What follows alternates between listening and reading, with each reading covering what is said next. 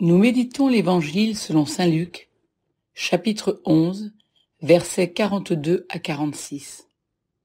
Quel malheur pour vous, pharisiens! En ce temps-là, Jésus disait, « Quel malheur pour vous, pharisiens!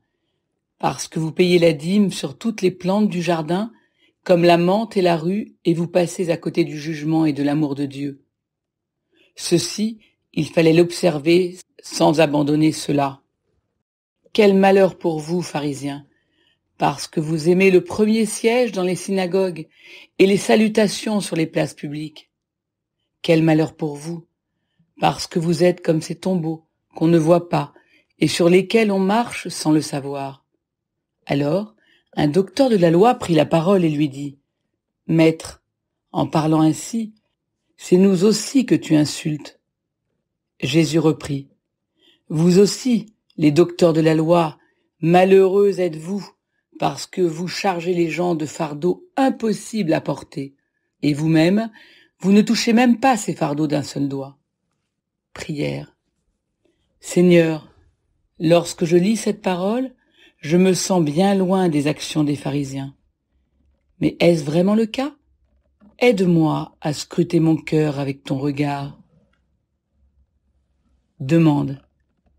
Viens, esprit de lumière et de vérité, éclairez mon cœur pour que je puisse, lorsque j'agis comme les pharisiens, reconnaître mes actions, non pas pour me culpabiliser ou me décourager, mais pour en prendre conscience et me corriger afin de te laisser une plus grande place en moi.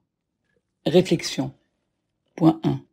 Vous passez à côté du jugement et de l'amour de Dieu. Ceci, il fallait l'observer sans abandonner cela.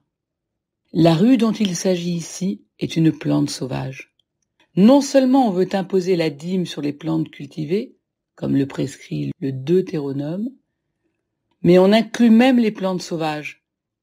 C'est une illustration de l'esprit pharisien qui ajoute à la lettre de la loi des préceptes qui constituent comme une marge de sécurité pour que l'on soit sûr d'observer toutes les prescriptions officielles de la loi. Les pharisiens auront beau être zélés, s'ils ont perdu le but et l'essentiel de l'observance de la loi, à quoi cela sert-il?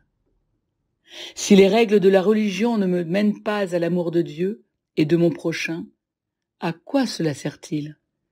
J'aurais beau réciter des prières, si l'amour et le cœur n'y sont pas, à quoi cela me sert-il? Point 2.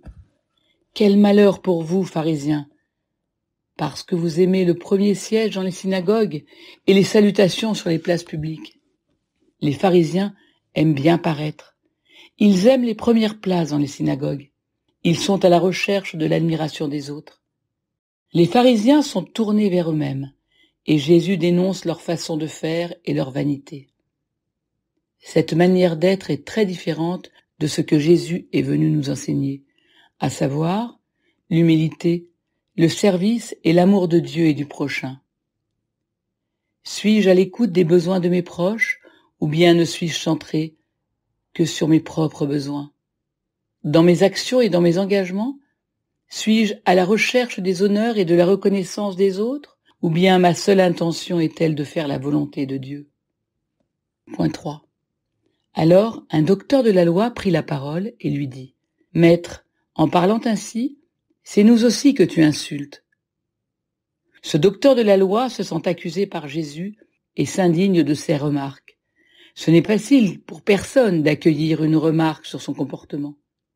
Cela demande beaucoup d'humilité.